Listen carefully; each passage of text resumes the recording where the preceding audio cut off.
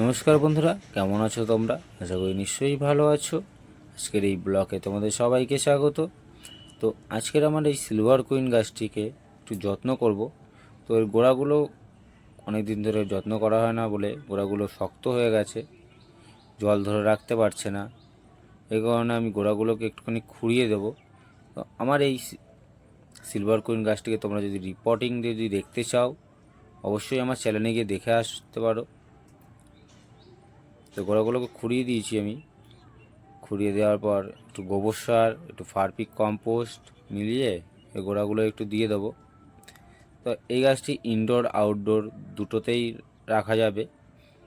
তো আমি এটা আউটডোরে রেখেছি, মানে বাইরে রেখেছি। তো সুন্দর করে গোবর সার আর ফার্পিক কম্পোস্ট দিয়ে একটু প্রত্যেকে একটু জলও দিয়ে দেবো আমরা।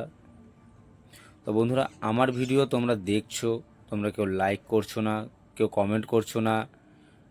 অবশ্যই তোমরা বন্ধুরা যারা যারা দেখছো অবশ্যই সাবস্ক্রাইব করো আমাকে। তো জল দিয়ে রেখে দেবো।